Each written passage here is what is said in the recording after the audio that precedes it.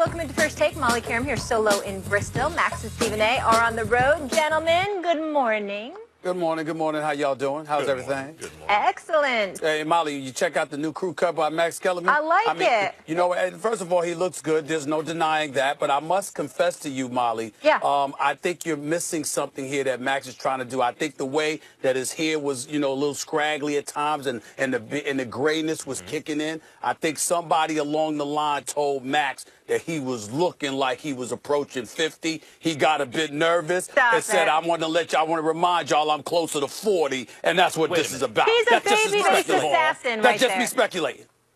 First of all, I am approaching 50. I'm 44 years old. I have no problem with that. Second of all, 50. I like the gray. How do you like that? Hey, Molly, the gray looks good, doesn't it? It does. I don't believe you. Look very handsome. Just like LeBron, getting better with age there. Is it a new barber, though? Looks terrible. Max? New barber? That's a good question, Molly. That's a good question. No. Oh, okay. Just checking. All right. All right. This is the haircut. It's a little shorter, then it grows in. I get it cut again. Why acting like it's something new? That's how a haircut works. Thanks for explaining. All right. LeBron with a performance for the ages, becoming the third oldest player to ink a 40-point triple-double last night against the Bucks. Max, are you ready to admit that this is the best LeBron has ever played? Much like explaining how a haircut works, I now have to explain how this works. No! I understand why people think this is the best LeBron has ever played, because when your eyes are on LeBron James, it's hard to imagine someone playing better than that. You know, it reminds me of the old Bob Gibson quote, Stephen A., the great Hall of Fame pitcher on the Cardinals. He was asked, what's the best catch you ever saw? And he said, the best catch is like the prettiest woman. The last great one you saw, that's the best one you ever saw. And that's LeBron James's career. Every year you're watching him, you think, wait, this must be the best he's ever played. Because you can't imagine a higher level. But I'm here to tell you there has been a higher level. It was Miami, his third season there, the second championship. He played lights out on offense, as he always does. But in addition to that, he played intense defense, wire to wire. That was prime LeBron James. This is an older, wiser LeBron James. This is a LeBron James who is incredibly great for his age. As I made the analogy earlier, another baseball one, Stephen A., it's like a rising fastball. A rising fastball doesn't actually go up. It just doesn't sink at the rate you're expecting because of the spin on the ball. And because of that, it appears to rise. That's LeBron James. His decline is so slight, practically imperceptible, and yet we see the years piling up. It feels like he's getting even better, but he's not. Here's what I would tell you. If you want to say he's not getting better, then point to the fact that it's suspect interior defense in the NBA. The game is called considerably softer. The absence of contact that's allowed, or rather the level of contact that's allowed has significantly dissipated compared to years past, and because of that, that puts LeBron James in the enviable position of being able to attack the basket with relative impunity, because he doesn't have much to worry about. Because I mean, they'll call you for a foul for having bad breath for counting out loud. We all know this, but in the end, you have to go through what your eyes are seeing. This is a cat that's 33 years of age. For some reason, where everybody else on the universe is getting worse with age, he gets better, it seems. Obviously, he's more intelligent of a basketball player with each passing year. I don't see a strong drop-off in terms of his athleticism, but his perimeter shooting, his three-point shooting, that really stands out in my mind. And when I see some of the post moves that he put forth last night, like I love the dream shake that he put on a Greek Freak last night, it was something special to behold. And I'm going to look at it from that perspective, and I'm going to say the arsenal that he is putting on display makes this, to me, or at least it just puts in my mind that he's looking better than he's ever looked, because he's not doing one or two things, pretty well. He's pretty much doing whatever is required. Outside, inside, driving to the basket, spot up shots, shots in the lane, back to the basket, facing the basket. Whatever the moment calls for, he seems more than equipped to embrace the challenge. And when we take that into consideration, along with the fact that in this day and age, the competition in the Eastern Conference has stiffened up to some degree compared to years past, and you still see you getting what you're getting from him without Kyrie Irving, for a large chunk without Kevin Love, with J.R. Smith looking non-existent. George Hill's just starting point guard. George Hill, you can't go 0 for 2, bro. Can't go 0 for 2 as a starting point guard in the NBA with LeBron and Kevin Love and these boys on the court. You've got to do something. Him and J.R. Smith have got to do something. I'm going to start asking that question again. Who the hell shot J.R.? Who shot J.R. from that Dallas sitcom from years ago? Who shot J.R.? Because his shot is nowhere to be found. It's like he's gotten shot, for crying out loud. Somebody needs to talk to this man. And at the end of the day, when you're LeBron James and you got all of that working against you, but you're still doing what you're doing, I got to give credit where credit is due. There are three things I have to clean up right now, Stephen A. Okay. First of all, Dallas was not a sitcom, or that was Dynasty. Sorry, it was not a sitcom. It was a, what would you call it, a primetime soap opera? Yeah, it was prime time. It was prime time. It was prime time. That's prime time. It wasn't a comedy. Yeah, my bad. That's the most important thing, I think. My bad. But also, there are two things I want to comment about what you just said. One, this is one of LeBron James's, I don't know, 10 or dozen best seasons. Like, they're all like this.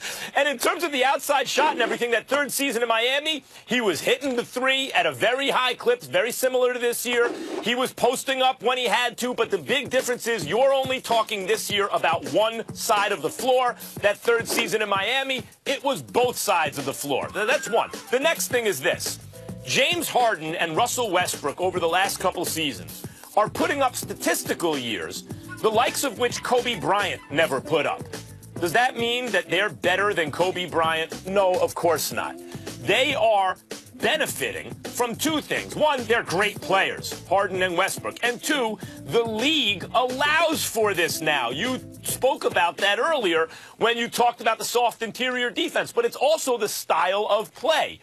Westbrook and Harden are great players. Let me be very clear. Kobe Bryant was better, but the stats, at least the advanced stats, won't show it because the league has changed. So even if LeBron's advanced stats say on offense, only on offense, that he's as good offensively as he's ever been, that's not true because the league has changed. And then that doesn't even include his defense. Just keep in mind, all the guys who put up crazy numbers, almost all of them, Wilt Chamberlain, Elgin Baylor, and Oscar Robertson I brought up in that great year that everyone set all these records. Nowadays, Westbrook averaging a triple-double. Those kind of numbers are put up in leagues that allow for those kind of numbers. It doesn't mean... By the way, when LeBron was in his prime, was anyone else putting up numbers close to him? No, all of a sudden now you got 2-3 guys putting up very similar numbers to LeBron James. In Harden's case, you can argue better. Is Harden better than LeBron James? Guys, he is the benefit. LeBron appears to be as good or better than ever on one side of the floor because of that. But there are two sides of the floor. Well, and he's not the best he's ever been. I'm glad to see that you remembered that because I brought that up about it in the past when you were raving about him, and I pointed out how Kawhi Leonard comes out from opening tap looking for the toughest defensive assignment, and you were just shoving that aside because LeBron James was sitting there and you know, he was all world. I'm talking about months ago. I'm not talking about now because we all know you changed. I wasn't shoving anything aside. I totally understand that. I get where you're coming from. But in the end, here's what it comes down to, Maximilian. Here's what it comes down to. You see, I have a purpose and a method to my madness. And here's what it is, Max Kellerman. If LeBron continues to look the way that he looks, looking as great as he has looked, going up against a stiffer Eastern Conference, combined with the fact that you're getting Kevin Love back and bringing these players along, and now that we've got the Tyronn Lue situation being addressed, all the stress seems to be dissipating and fading away, which means we won't have to hear any excuses if they can't get it done this year. What did you say? That's how I'm looking at it. Let's get it done. That's how I'm looking at it. I'm talking about, listen. Let's get it done. I'm talking about win the champ, baby. That's why he's playing. That's why he's playing. That's why he's playing. Let me tell you why this makes sense. Hold on. Stay with me. Stay with me. You have to remember, you'll agree with this position.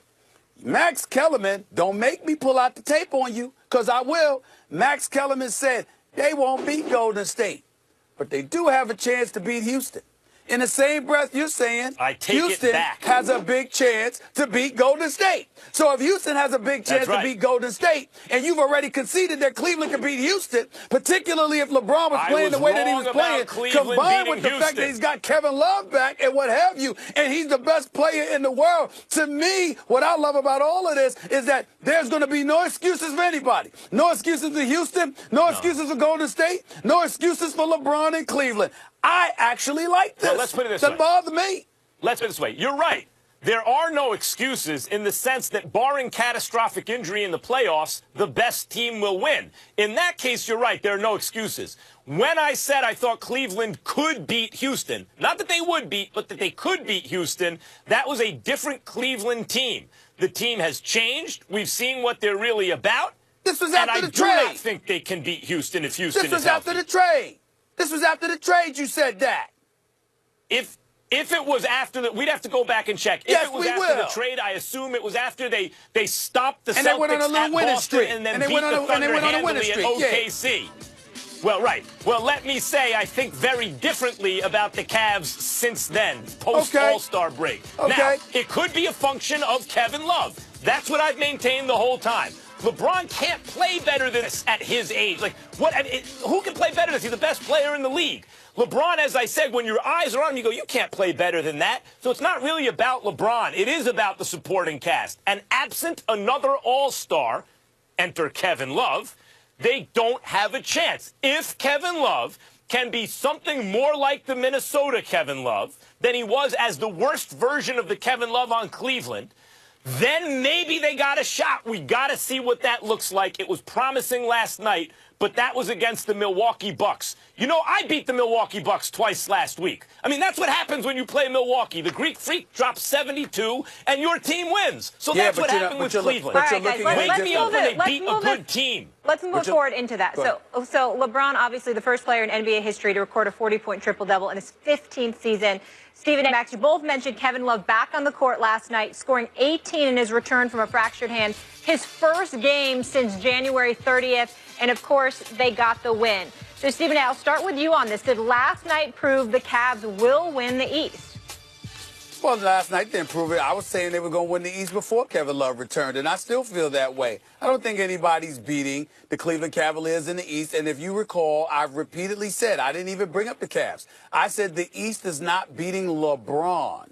That's what I said. It's specifically because LeBron, nobody's beating him the best 4 out of 7 in the Eastern Conference, in my opinion, unless LeBron just doesn't want to lose another NBA Finals and record his 6th NBA Finals loss in his career. That's the only way that it's going to happen. There's 2 scenarios. You got that or, listen, here's the deal. In the Eastern Conference, LeBron Here we go. can't built-in excuse. No, LeBron can't get bounced out in the first round, and he can't get bounced out by Kyrie. Both of those storylines would be more disastrous, or I shouldn't even say the first round. Him losing to Kyrie Irving would be more disastrous, more problematic for him than losing a 6th NBA Finals, because you shouldn't have lost Kyrie. Outside of him losing to Kyrie Irving, okay, I can't see any scenario that would prevent LeBron James from coming out of the East other than a disinterest in losing a 6th NBA Finals. I don't see Toronto, Milwaukee, Philadelphia, Washington, Indiana. Miami even. I don't see these teams beating LeBron James in a best 4 out of 7. I just don't see it. All right, never mind what I was going to say, because I got to go at you for this. Sure. You just finished saying no excuses. You just finished saying no excuses. Now you got a prediction on the Cavs, but you built in an excuse in case they lose. Now you can say LeBron James didn't want to lose in the finals. Hold it, Mr. Intellectual. Comprehend the words being elocuted out of my mouth. I am not going to make any excuses. I am not going to let anybody off the hook. I'm just telling you what I think the mindset could potentially be on their part. Stephen A. will be right here. I mean, Stephen A. will be right here. All right, how does that work? Hold on, let me give you the list. Let me give you the hit list. What I'm saying to you is this. I don't believe that he'll want to lose a 6th NBA Finals. But that doesn't mean that if he loses earlier than that, I'm going to let him off the hook. I'm just telling you what the thought process is. Yeah, I ain't letting him off the hook. I ain't letting John Wall and the Wizards off the hook. I'm not letting DeMar DeRozan and Kyle Lowry off the hook. I'm not letting Boston. Good. I might You're let off the hook a little bit because Gordon Stephen Hayward A. ain't there. Yeah. That's what the fourth estate is supposed to do, right? You have to hold everyone accountable. But Sure. for some reason, you're conflating how good everyone is with some kind of moral issue. Like, some teams just aren't good enough. But I want to know how this works with LeBron. I want to know how this works. You mean to tell me because he doesn't want to lose in the finals, he's at some point not going to play as well as he can? Because you're saying, on the one hand, out of one side of your mouth, you're saying no team in the East could stop him. And on the other side, unless he doesn't really want to get past them. Well, how does that work? Lay that out for me. They're in the middle of a series and LeBron packs it in? I can sit up there and play it out for you in simpler terms. There have been times throughout LeBron James' career where we've wondered about his psychological approach to things. We didn't question his game. We didn't question his abilities. We didn't question his greatness. We questioned his want-it factor. We questioned how bad he wanted it, not in terms of wins and losses, but also in terms of the level of competition that you were going up against. When he went to Miami, people lamented stuff because they felt like he was just stockpiling talent and jumping on bandwagons and what have you. And ultimately, we got distracted from that because Kevin Durant did the same thing in Golden State, and ultimately Melo and Paul George joined OKC, and Chris Paul joined Houston, et cetera, et cetera. So it sort of changed the landscape. But we look at dudes' psychological approaches all the time. We watched the Washington Wizards when John Wall was out, and Gortat and Beal and others behind. I've never seen that from LeBron, Stephen A. You never the saw only what from time LeBron? I've seen LeBron. You never saw what from LeBron? I'm saying psychologically, if you want to point to the first finals loss against Dallas in Miami, Sure. when LeBron choked in 4 fourth quarters by abdicating responsibility, getting rid of the ball. Sure. I'll give you that. Otherwise, I have not seen LeBron not show up in the finals. No, I agree. The man shows up in the finals and balls. He shows up in the playoffs and balls. No, I agree with that. But the fact of the matter is, prior to that, there were times like when he lost to Boston, there were times when we wondered what the hell was going on with him because he seemed like a zombie out there that hadn't shown up. All I'm trying to say is it's been a long time, and nobody can accuse LeBron James of that in recent memory. But watching this game, we do pay attention to psychological situations that go on with players. Some cats show up and want it. Other cats show up and they don't seem to want it. And you pay attention to those kind of things. And I'm not absolving LeBron or anybody else from that. James. I think LeBron James has put that Dallas series to rest. I agree. With finals performances where he lost in 6 games with no one on the team to Golden State and then beat Golden State with 2 of the greatest final series of all time, like 2 in the top 10 I have a question for in you, consecutive Max. years. I think he put that to sleep. Here's the problem, Stephen A. The rest of the Cavs roster, if LeBron James is the best player in the world, which he is, and Kevin Love can be an all-star caliber player, which he is an all-star caliber player. The rest of the roster, yeah, I'm saying but coming back off injury, if he can regain that and actually do more than he's done in the past, because he's now second banana, not third on this team. I'm looking at the rest of the roster. Stephen A. Smith, George Hill has been a starting point guard, but he's really a rotation piece at this point in his career. Same thing with Jordan Clarkson. J.R. Smith has been terrible this year. Larry Nance Jr. is an energizer bunny kind of guy, but not a great player. My point is, Rodney Hood is the one guy you look at, you go, maybe that's a starter. Maybe he has the potential to be something more, but he hasn't really shown that consistently yet. The rest of the team, you can't show me one surefire, that guy is a starter on a championship team. It ain't LeBron, it's the rest of the squad. Well, again, Max Kellerman, earlier this season, when we watched the Cleveland Cavaliers, we didn't have a discussion about how LeBron looked a bit apathetic. We didn't have a discussion about how he looked a bit disinterested. There wasn't stuff going on before the trading deadline where everybody was basically writing his epitaph in Cleveland because folks thought this was the end because he just looks completely spent and disinterested and disgusted by the dysfunctional circumstances that was raking through that franchise like a virus. These are all the things we pointed to. All I'm trying to say is that this comes with the sport.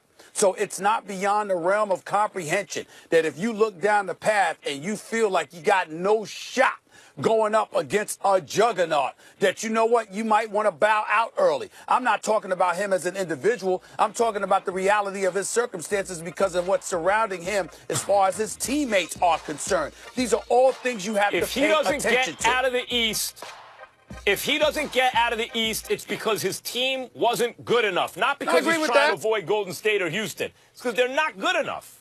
Because all that goes into how good you are. You could say that, but I guess what I'm saying to you is that if, listen, here's the hypocrisy. I shouldn't say hypocrisy, but here's what's so questionable about your words.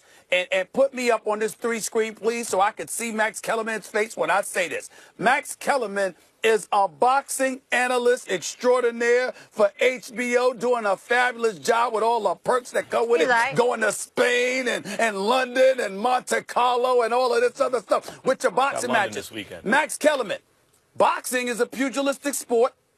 You got to go up in there and fight. Indeed. How many times have I seen Max on television going like this? Dude, that show up to get the money.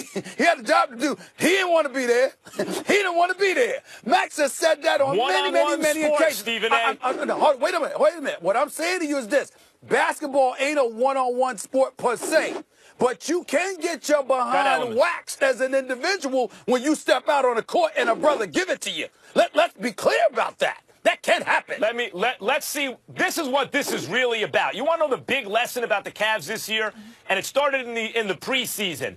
This is what Jerry Buss, the greatest owner ever in the history of sports, told Kobe Bryant when Kobe wanted to be traded. He said, Kobe, if I have a 5-carat diamond, I'm not trading it for 5 1-carat diamonds. That's what the Cavs did. They had a 5-carat diamond. They didn't get a 5-carat diamond back, and now they may not get out of the East. All right, keep the 5 carats. We're leaving it there, gentlemen. We got big news about Trae Young's basketball future. Find out about what Max and Stephen A. have to say about Young's decision to stay in school or jump to the NBA. And you can include Draymond Green to the list of injured Warrior stars, but are the injuries actually a good thing for Golden State? First Take, just getting started.